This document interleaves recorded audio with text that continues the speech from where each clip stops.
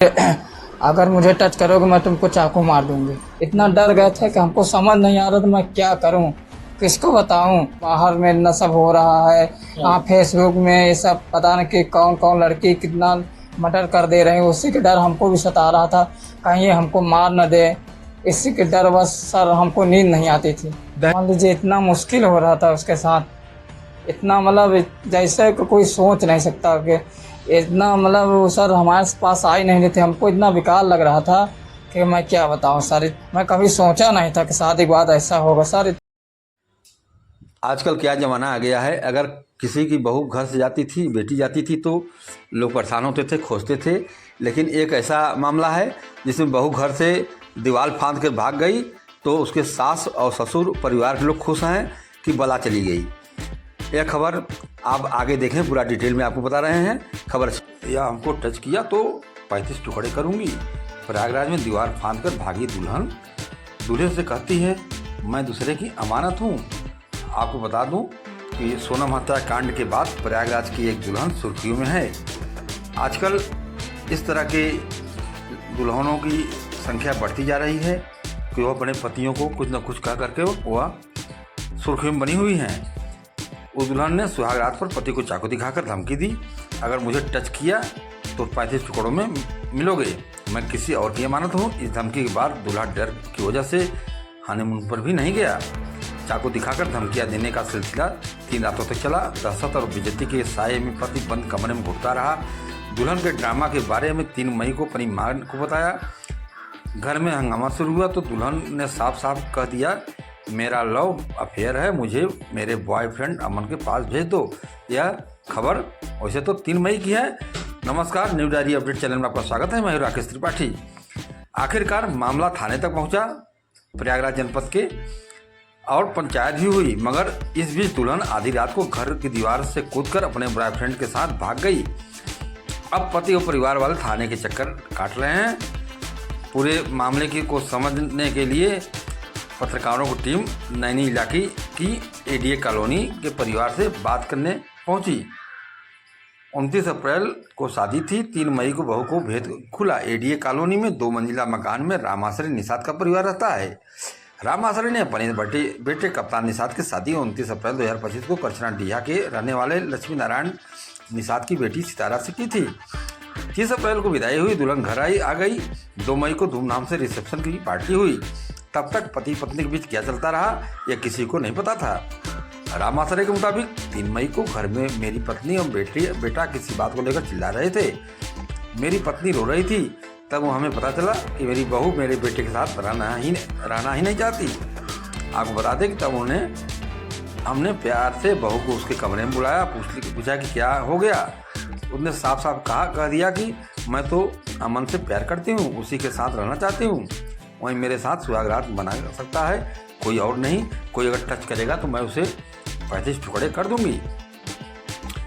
बता दें कि इसके बाद हमने अपने समधी को फ़ोन किया, उसको बुलाया। 25 मई को दोनों परिवारों के लोग एक साथ बैठे। उन्होंने अपने बेटी सितारा को समझाया, मगर कोई फ़ायदा नहीं हुआ। फिर हमने कुछ मोहल्ले के लोगों को भी घर बुला लिया।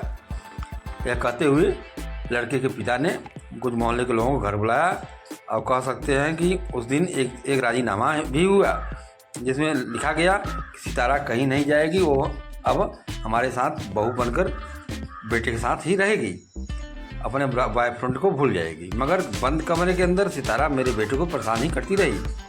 हम लोग चुपचाप थाने तक पहुँचे, एसएचओ को पूरा मामला समझाया, कहा कि FIR नहीं करानी है, मगर हम चाहते हैं कि इज्जत की घर की दहलीज के अंदर रहे, बहू हमारे ही घर में रहे, वरना समाज में बहुत बेइज्जती होगी।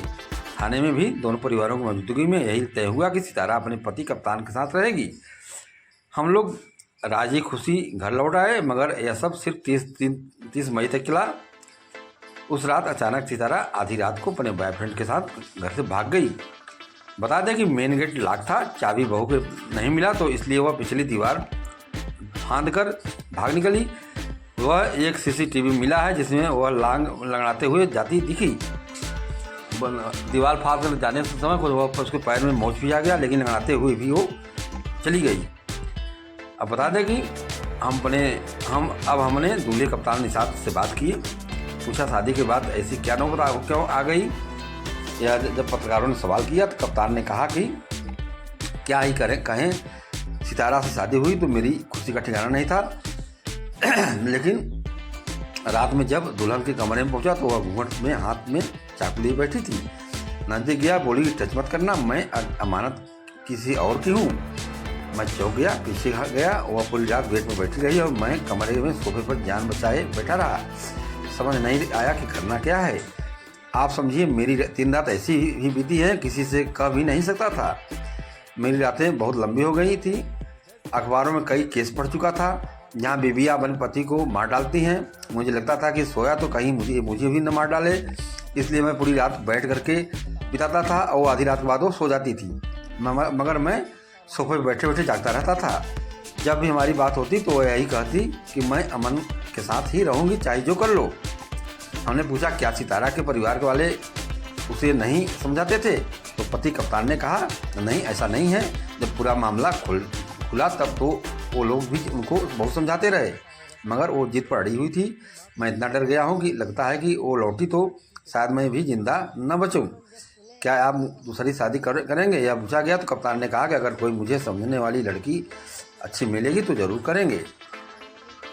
आपको बता दें कि बहन पूनम निषाद ने बताया कि पप्पू की बहन जो कप्तान के निषाद हैं, पति के बहन पूनम ने बताया कि हमारे मोहल्ले में कई शादियां हुई। शादी के बाद लड़के खुश दिखते थे, मगर हमारे भैया बहुत परेशान रहते थे।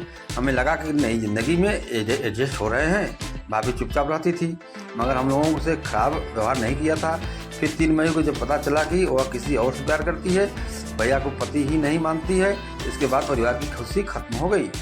भाभी का क्या कहें, वो तो साफ कह दी कि हम अमन से प्यार करते हैं, उसी साथ रहेंगे। अमन तो हमारे सामने ही फ़ोन करके बोल दिया कि मुझे जल्दी यहाँ से ले चलो। अमन भी बोलता था कि मैं तुम्हारे पति को मार दूंगा। भाई के मुंह पर बोल दी कि हम उसी के साथ रहेंगे। भाई तो खाना तक छोड़ दिए थे।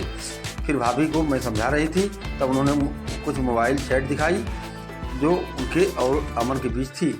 उनके हाव भाव देखकर पूरा परिवार सहम गया था।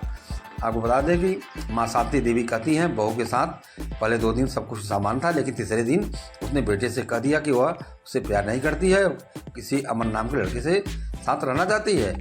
बहू ने चाकू दिखाकर धमकी दी, मगर कोई पास आया तो वो मार डालेगी या खुद को नुकसान पहुँचाएगी। परिजन समझाने आए तो उसने कह दिया कि शादी जबरन कराई गई थी। हम हर दिन डरे रहते थे कि कहीं वो खुद को नुकसान न पहुँचा ले। शुक्र है कि वो भाग गई, क्योंकि खुद को कुछ कर लेती तो दुनिया हमको ही गलत समझती, जबकि हम तो खुद ही परेशान थे। अपना दुख किसी को बताए भी न बता पा रहे थे, कह भी नहीं पा रहे थे, क्या करें।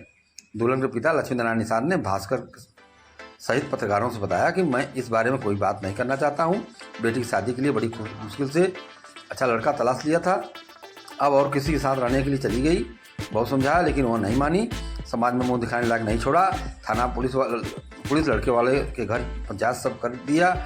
अब क्या ही कहें।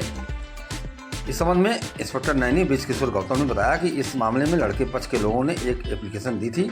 इसके बाद लड़की पक्ष को पुलिस ने बुलाया था।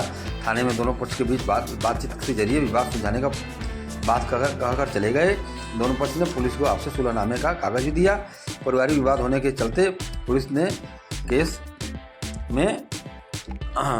दर्ज नहीं किया है, क्योंकि पुलिस परिवार का मामला था। इसलिए खबर में बने रहें और आगे देखें। नमस्कार। साथ अफेयर चल रहा है। हम लोग जब सुने ये बात तो बहुत दुख भया कि कैसे बात ये हो गई। हम लोग पूछे क्या हुआ, कैसे बोल रहे, कहाँ का लड़का है, तो बोली कोना का लड़का है, अमन नाम है, उसी के साथ रहेंगे।